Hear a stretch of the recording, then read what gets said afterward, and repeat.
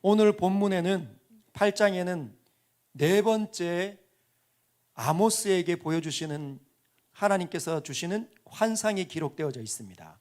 7장에 보면 환상이 세 가지가 등장을 했죠. 처음에는 메뚜기 재앙. 근데 그 메뚜기 재앙이 환상 가운데 아모스를 통해서 북이스라엘 땅에 선언이 되었습니다. 근데 아모스가 하나님 앞에 들고 나아가서 하나님 안 됩니다. 야곱이 미약합니다. 어떻게 설 수 있습니까? 그랬더니 하나님께서 아모스의 기도를 들으시고 재앙을 내리지 아니하셨어요. 두 번째는 또 아모스에게 환상 가운데 어떤 환상을 보여주셨냐면 불로 징벌을 하는 겁니다. 곳곳이 산이 터지고 땅이 갈라지고 불비가 막 쏟아내려지는 거죠. 큰 바다가 완전히 마르는 겁니다. 큰 바다를 삼키고 육지까지 먹으려고 할 때 이때도 아모스가 기도를 합니다. 하나님, 야곱이 얼마나 미약합니까? 이 재앙을 견딜 수가 없습니다. 주님 용서해 주십시오. 그때 주님께서 뜻을 돌이키십니다. 근데 마지막 세 번째 7장에 기록되어져 있는 다림줄, 주님께서 추를 달아서 성벽에서 쭉 내리는 환상을 아모스를 통해서 보여주셨습니다. 근데 이때는 아모스도 하나님 앞에 세 번씩은 구하지 못했던 것 같아요. 왜냐하면 두 번이나 하나님께서 아모스의 기도를 들으시고 재앙을 멈췄으니까. 근데 북이스라엘이 듣지 않았다는 겁니다. 근데 오늘 네 번째 환상이 아모스에게 열립니다. 어떻게 되어져 있냐면 주 여호와께서 내게 이와 같이 보이셨느니라. 보라, 여름 과일 한 광주리이니라. 그러면서 하나님께서 아모스에게 여름 과일 한 광주를 보이시고 묻습니다. 아모스야, 네가 무엇을 보느냐?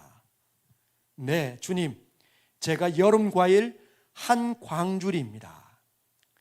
이 여름 과일 한 광주리는 이스라엘 백성의 약간 워드플레이, 말장난에 가까운 그 내용이 담겨져 있습니다. 뭐였냐면 여름 과일이라는 뜻은 카이츠라는 단어가 쓰여져 있어요. 카이츠. 여름 과일을 카이츠라고 부릅니다. 그런데 캐치라는 단어가 카이츠랑 비슷한 발음으로 들리는 거죠. 카이치, 카이치, 카이치, 캐치, 캐치, 캐치 이렇게 들린다는 겁니다. 근데 캐치가 어떤 뜻이냐? 끝이라는 거예요. 끝났다, 끝났다, 끝났다는 겁니다. 아모스야, 네가 무엇을 보느냐?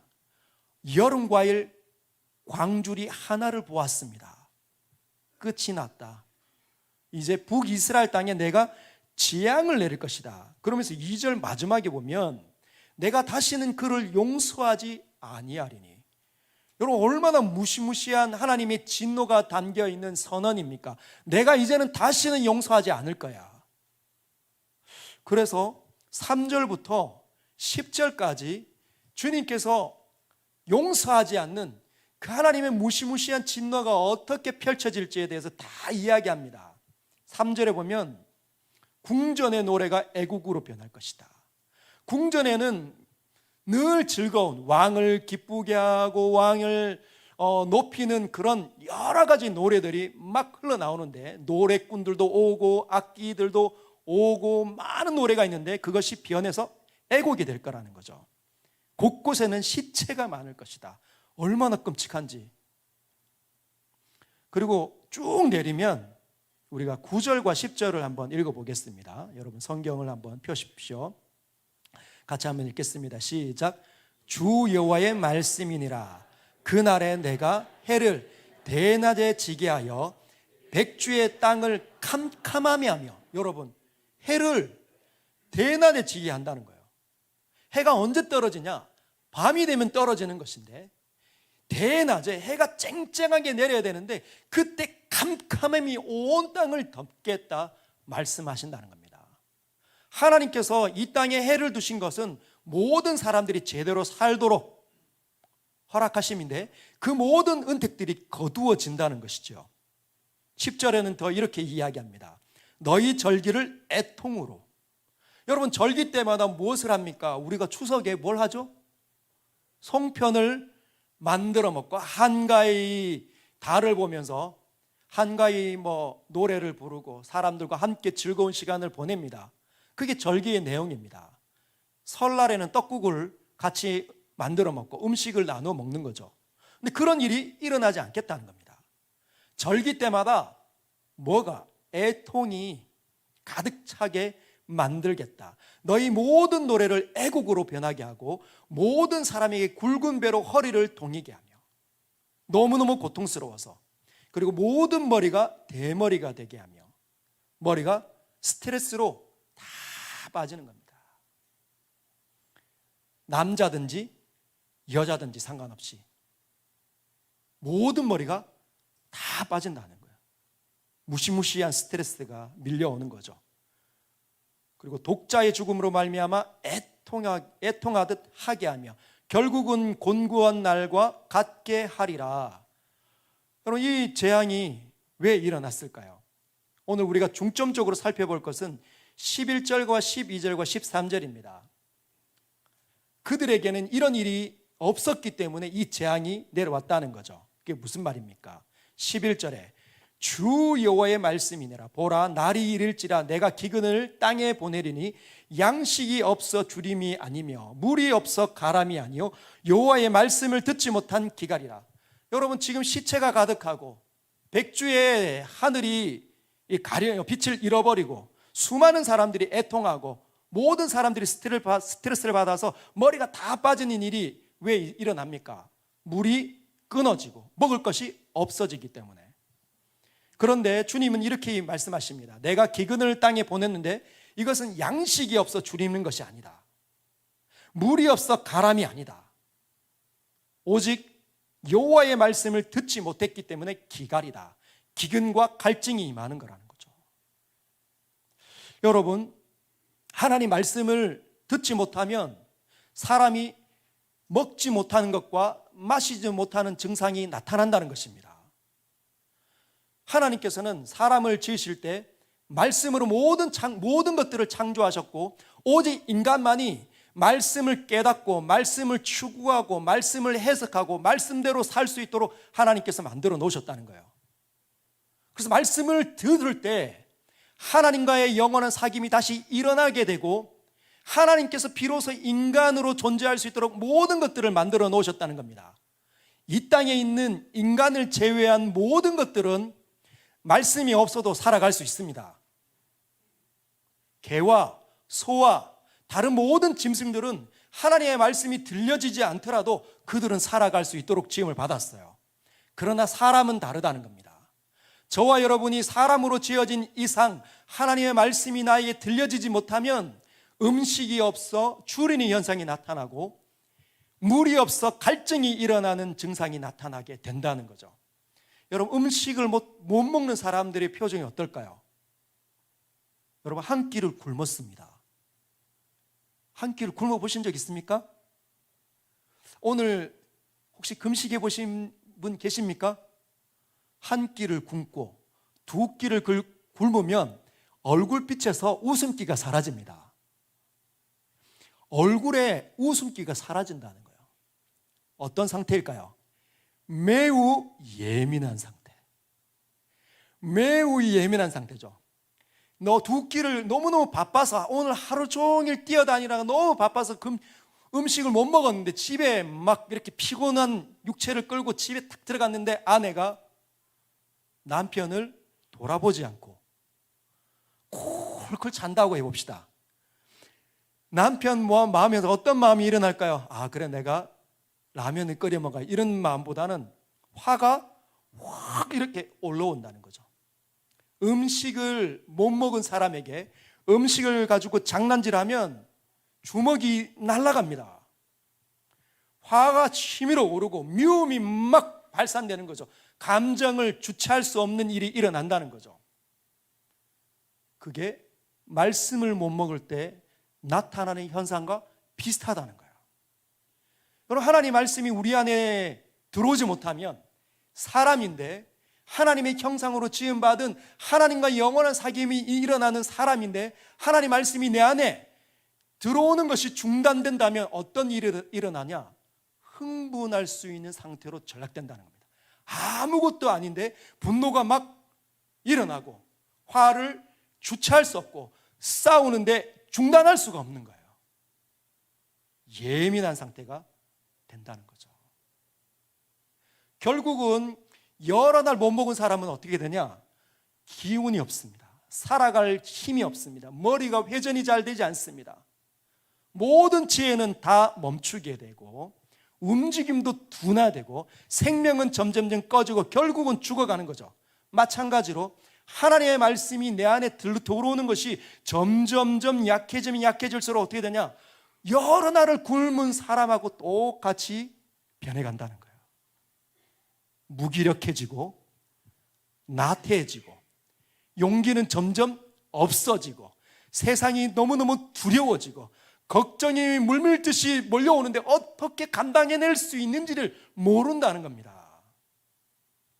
주님이 지금 이것을 경고하신다는 거예요. 사랑하는 성도 여러분, 우리 성경을 열면 하나님께서는 항상 말씀을 하십니다. 하나님은 말씀하시는 분이십니다. 어떻게? 하나님이 이르시되 여호와께서 말씀하시니 이 말씀은 하나님의 말씀이니라. 여러분 성경 읽을 때마다 그런 구절 많이 보시죠? 왜 그 구절이 있습니까? 하나님은 말씀하신 분이세요. 하나님은 말씀하신 분이십니다. 여러분 인격 대 인격이 만나서 뭘 합니까? 말을 하잖아요. 말을 통해서 상대방에게 전달합니다. 내 자신 안에 흐르는 모든 감정과 생각들을 말로 전달하는 거죠. 하나님께서 지금 우리에게 찾아오신다는 거죠. 하나님 살아계신 분이십니다. 할렐루야. 하나님 살아계셔서 인격을 찾아오신다는 거예요. 여러분에게 말 걸어 오신다는 겁니다. 성경을 펼치면 하나님께서 인격적으로 우리를 만나시는 일이 일어난다는 거예요. 그것이 없어지면 저주가 일어난다는 거죠. 기근이 없는 것보다, 기근이 이 땅에 없는 것보다, 먹을 것이 충만한 것보다 하나님의 말씀이 나에게 들리지 못하는 저주가 가장 비참하다. 성도가 가장 비참해질 때가 언제냐? 하나님과의 이 사귐이 중단될 때. 하나님이 반드시 내 편인 것 같은데 느껴지지 않는 거예요. 여러분, 하나님 살아계신 분이십니다. 하나님 역사하시는 분이십니다. 하나님 그냥 성경 속에 갇혀 계시는 분이 아니세요. 성경의 말씀을 가지고 우리에게 말씀하시고 들려주시고 하나님의 생각을 보여주시는 분이십니다. 우리의 마음을 만지신다는 거예요. 여러분 언제 마음이 녹아내려졌었습니까? 그 날이 멀면 멀수록 우리는 다시 회복해야 된다는 겁니다. 오늘 우리가 이 아모스서 8장을 통해서 교훈받아야 되는 건 뭐냐면 회개할 수 있을 때 회개해야 된다는 거예요. 이들이 회개하라고 주님께서 그렇게 말하는데도 회개하지 않았습니다. 말씀이 들리는데도 회개가 일어나지 않았다는 거예요. 근데 여러분, 저와 여러분들은 다르다는 겁니다.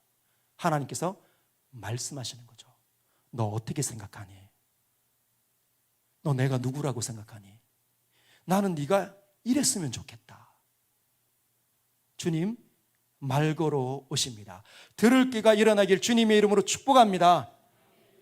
근데 만약에 이게 듣지 못하면 어떤 일이 일어나는가? 12절에 사람이 이 바다에서 저 바다까지, 여러분 이 바다에서 저 바다까지 가려면 풍랑을 거슬러 가야 되는데 뭘 하려고요? 말씀을 구하려고 이 바다에서 저 바다까지 헤엄치고 또는 배저 가는 겁니다. 모든 수고를 아끼지 않는 거예요. 그런데도 불구하고 얻지 못한다는 겁니다. 여러분 말씀이 들리기 시작하는 건 최고의 복인데 이걸 너무너무 가볍게 여기면 안 됩니다. 우리 안에 일어나는 그 성향은 귀한 것을 귀한 것으로 여기지 못할 때가 많아요. 그렇죠? 이럴 때 건강을 잃어보면 건강할 때가 너무 귀하다는 걸 압니다. 내가 그때 운동 좀 할 걸, 내가 좀 일어나서 좀 걸어볼 걸, 그런 생각이 든다는 거죠. 부모님이 소천하시고 나면 내가 그때 좀 잘 할 걸, 굉장히 후회를 너무 잘하는 경향성이 인간 안에 흐르고 있습니다. 그래서 우리 안에 하나님의 말씀이 들릴 때 이것이 얼마나 귀한지를 깨달아야 합니다. 자그마한 것까지도 이런 미세하게 떨림을 캐치해낼 수 있어야 돼요. 말씀 속에서 나에게 세밀하게 다가오는 것이 무엇인지 들으려고 발버둥을 쳐야 합니다. 제가 지난주 주일 설교 때 이런 말씀을 해드렸습니다. 그 설교를 준비하다가 제 안에 어떤 경향성을 발견했냐면 굉장히 쉽게 얻으려는 경향성이 있더라고요. 목사인데 여러분에게 끊임없이 묵상에 대해서 늘 할 때마다 8주 내내 강의하잖아요. 묵상은 해도 되고 안 되는 게 아니다. 해도 되고 안 해도 되는 게 아니다. 반드시 해야 된다. 늘 이야기했는데 뭐 하라는 거예요. 제가 한두 번 읽고 난 다음에 그 속에서 하나님께서 주시는 감동이 막 몰려왔으면 좋겠는 거예요. 한두 번 읽고 막 하나님의 신비로운 세계가 막 쫙 열려서 여러분들에게 막 크고 놀라운 비밀들을 막 전달하고 싶은 욕구가 막 일어나는데 하나님 안 주시더라고요. 그러니까 막 속에서 깝깝함이 오늘도 또 시간을 들여야 되는구나. 오늘도 하나님 앞에 앉아 있어야 되는구나. 얼마나 피곤하고 얼마나 힘든지 모릅니다. 제가 신경을 써야 되는 게 너무 많은데 하나님의 말씀에는 더 많은 시간을 들여야 된다는 거예요. 그래야 열리는 거거든요. 왜?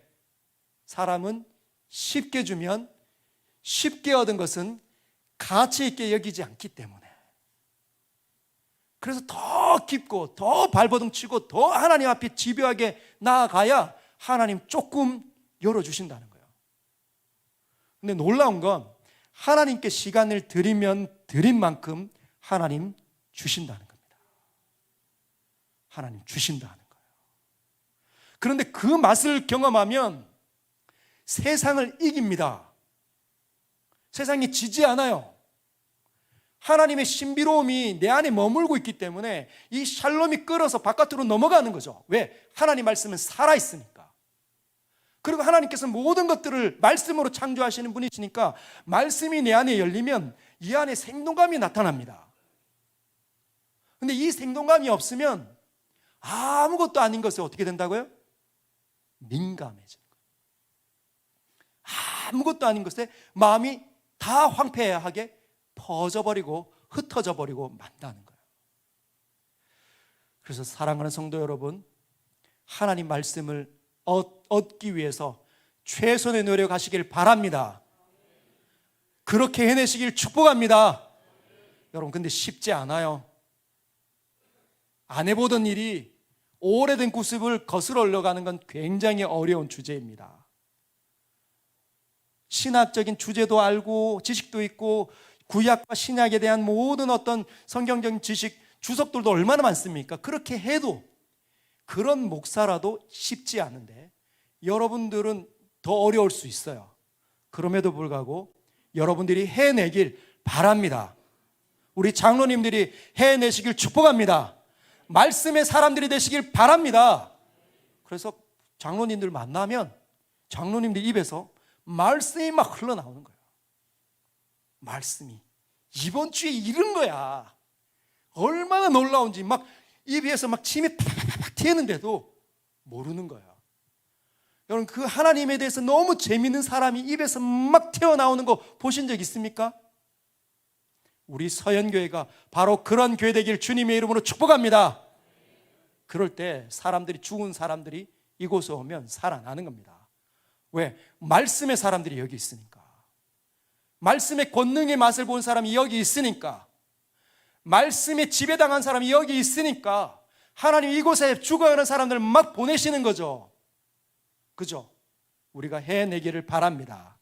만약에 13절에 그날에 아름다운 처녀와 젊은 남자가 다 갈아여 쓰러지리라. 언제요? 말씀이 임하지 못할 때. 여러분, 아름다운 처녀와 아름다운 젊은 남자, 이 총각 아닙니까? 총각 처녀, 처녀 총각이 얼마나 생명력이 넘칩니까? 낭낭 18세. 낭낭 18세들은 정말 예쁘고 정말 멋진 사람들입니다. 그런데도 불구하고 말씀이 임하지 못하면 이렇게 처녀 총각도 쓰러진다는 거예요. 생명력이 가장 활발한 시기임에도 불구하고, 건강이 가장 뛰어난 시기임에도 불구하고 쓰러진다는 거죠.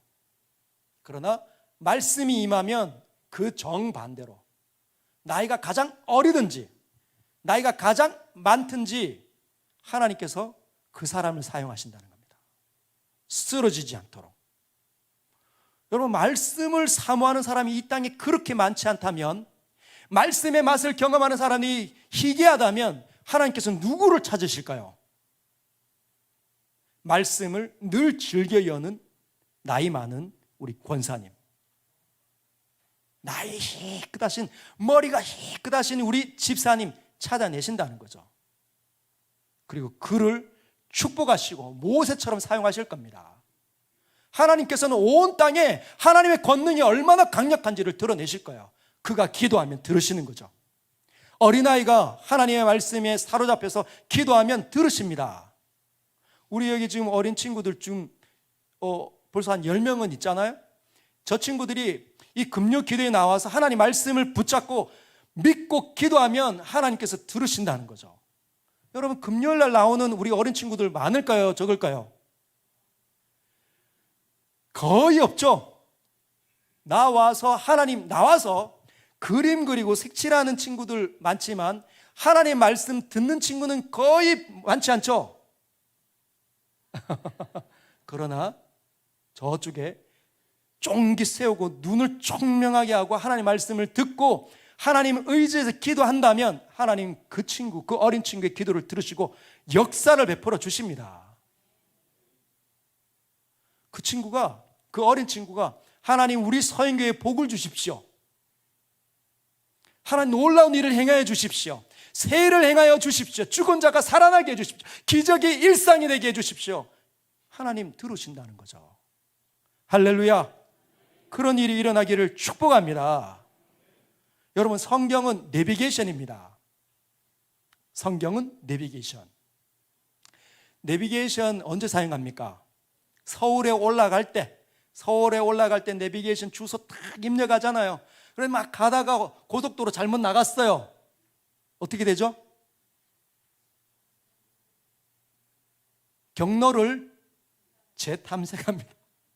여러분, 우리가 목적지가 저기 있어서 쭉 따라가면 되는데, 내비게이션을 따라 쭉 가면 되는데, 내가 더 빠른 길이 있지 않을까 하고 탁 틀었는데 길이 막 막히고 마음에 또 이 답답함이 막 일어나고 옆에서 좀 날카로운 눈총이 막 따가운 눈총이 막 이렇게 쳐다보는 거 느껴질 때 내비게이션은 다시 목적지를 찾아냅니다. 경로를 재탐색한다는 거예요. 저와 여러분들이 하나님께서 목적한 삶으로 우리가 나아가다가 우리의 잘못된 판단과 우리의 잘못된 지성과 지혜를 통해서 잘못된 경로로 들어가면 주님이 경로를 재탐색하시고 우리에게 알려주시는데, 무엇을 통해서 알려주십니까? 성경을 통해서. 네 말에 지금 어떤 허점이 있는지, 네가 어떤 균형을 잃어버리고 있는지, 가정에서 뭘 해야 되는지, 직장에서 어떤 것들을 해야 되는지, 교회에서 어떤 것이 네 자리인지 주님이 말씀을 통해 우리에게 다가오신다는 거예요. 그래서 말씀을 잃어버리면 내비게이션을 끄고 그 복잡한 서울에 가서 내 힘으로 한번 찾아보리라 하는 것과 마찬가지라는 겁니다. 시간 다 까먹는 거죠. 목적지 너무 복잡해가지고 이 길 갔는데 일방향이에요. 뺑뺑 돌아서 아무리 가려고 해도 되지 않습니다. 내비는 일방향도, 그죠? 다 찾아내는 거죠. 할렐루야. 주의 말씀을 사모하시길 바랍니다.